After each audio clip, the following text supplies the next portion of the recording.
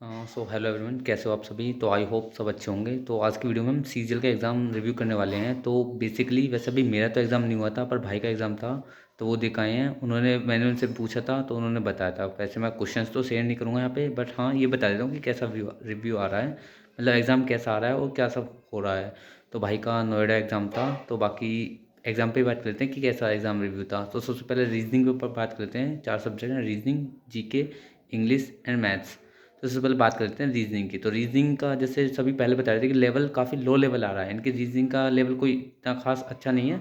बाकी जो टीचर्स का पुराना पैटर्न था ऐसा ही पैटर्न आ रहा है, बस थोड़ा बहुत क्वेश्चन का वेरिएशन होगा कि कुछ कम ज़्यादा हो। बाकी पैटर्न जो है बिल्कुल लो ही लेवल था, रीजनिंग कोई इतना हार्ड लेवल नहीं था। तो बात करें अगर मैथ्स की, तो मैथ्स भी काफ़ी इतना टफ नहीं पूछ रहे हैं, लेकिन इस बार इन्होंने क्या किया है, पिछली बार की तरह क्या होता था कि अर्थमेटिक और एडवांस लगभग इक्वल सा वेटेज रहता था, लेकिन इस बार इन्होंने क्या कर रखा है कि अर्थमेटिक को है ना थोड़ा अच्छा खासा वेटेज दिया है। अगर हम कंपेयर करें एडवांस की अपेक्षा, तो अर्थमेटिक को अच्छा वेटेज दे रखा है। एडवांस अगर आपने थोड़ा बहुत कर रखा है ना, तो आप इजीली कर पाओगे। बाकी एक दो क्वेश्चंस तो देखो सब में होते हैं, चाहे वो अर्थमेटिक हो चाहे एडवांस हो, थोड़ा अच्छा पूछते हैं। बाकी एडवांस से इतना अच्छा खासा नहीं पूछ रहे हैं। अर्थमेटिक को अगर आपका थोड़ा बहुत वीक है तो थोड़ा बहुत अर्थमेटिक पे अच्छी पकड़ कर लो, तो अर्थमेटिक की ज़्यादा प्रैक्टिस करना, मैं तो यही कहूँगा। क्योंकि वैसे मेरा 21 को एग्ज़ाम है। अगर आपको और भी अच्छे एनालिसिस चाहिए तो मैं 21 को नहीं, 19 तारीख को एग्ज़ाम है मेरा, 4-5 दिन बाद। तो अपना एग्ज़ाम देने के बाद मैं और भी अच्छा रिव्यू दे दूँगा।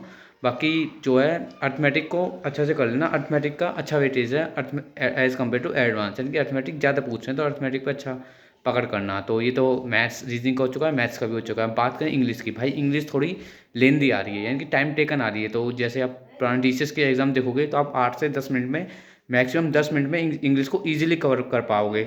लेकिन इस बार का जो पैटर्न है ना रीजनिंग का, जो कॉम्प्रहेंसन है, सबसे बड़ा सिरदर्द बच्चों के लिए कॉम्प्रहेंसन बन चुका है कि कॉम्प्रहेंसन को कैसे अटेम्प्ट करें। क्योंकि कॉम्प्रहेंसन से सीधा ही क्वेश्चन नहीं पूछा, उसमें काफ़ी मतलब ईडियम्स का यूज़ करके थोड़ा बहुत मतलब अलग ही लेवल बना हुआ है जो उनका कॉम्प्रहेंसन पूछने का था।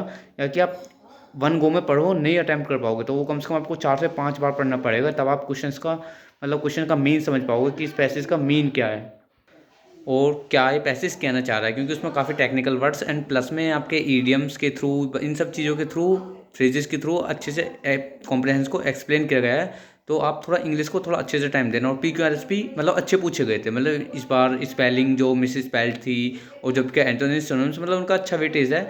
तो आप इंग्लिश को थोड़ा अच्छे करके जाना, कॉम्प्रहेंस की प्रैक्टिस, मतलब हार्ड कॉम्प्रहेंशन की अच्छे से प्रैक्टिस करके जाना, ताकि आपको एग्जाम में इतनी दिक्कत ना आए। ठीक, ये हो गया इंग्लिश का। एंड बात करें जीके की, तो भाई जीके की तो हमेशा से क्या है आपको पता ही है, अनएक्सपेक्टेड रहने वाली है। यानी कि जीके आप कितना भी पढ़ लो, जीके अनएक्सपेक्टेड थी, है और हमेशा से रहेगी। तो उस पर ज़्यादा टाइम वेस्ट करने की ज़रूरत नहीं है। जीके अपना जैसा आप, क्योंकि उसमें बेसिकली क्या 5 से 6 क्वेश्चन आपको वन लीनियर वाले देगा, और बाकी सभी क्वेश्चन मोस्टली कैसे होंगे, मोस्टली आपके स्टेटमेंट बेस होंगे। यानी कि एक क्वेश्चन में 2-3 स्टेटमेंट होंगे, उन सभी से पूछेगा। तो ये तो था भाई ओवरऑल रिव्यू। और बात करें भाई नोएडा वाले सेंटर पे उसकी इंफ्रास्ट्रक्चर की, तो भाई नोएडा अच्छा सिटी है, तो उसका काफ़ी इंफ्रास्ट्रक्चर सही था उसमें, मतलब सब चीज़ अच्छे से मैनेज करी हुई थी। बाकी भाई प्रॉब्लम्स तो देखो किसी कहीं भी आ सकती है, ऐसा नहीं कि अगर इंफ्रास्ट्रक्चर अच्छा है तो प्रॉब्लम नहीं आएंगी।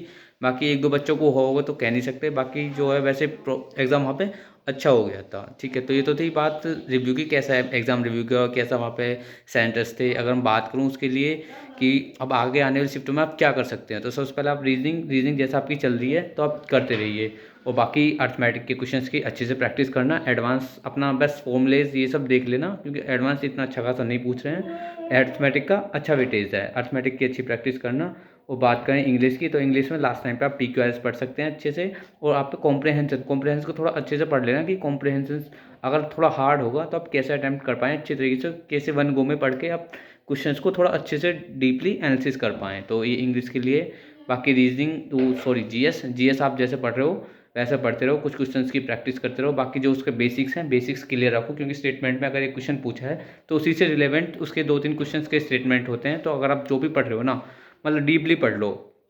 जैसे जो भी चैप्टर पढ़ रहे हो, जैसे दिल्ली सल्तनत पढ़ रहे हो तो दिल्ली सल्तनत को जो भी एक चीज़ पढ़ रहे हो, इल्तुतमिश पढ़ रहे हो तो इल्तुतमिश के बारे में मतलब सारी जानकारी होनी चाहिए। यानी कि अगर इल्तुतमिश कब से कब बनाया तो वो चल जाएगा, उतना नहीं चलने वाला है। तो इल्तुतमिश का या कोई भी हो तो उन्हें सबको डीप से पढ़ना होगा, तभी आप रीजनिंग में स्टेटमेंट के क्वेश्चंस को टैकल कर पाओगे।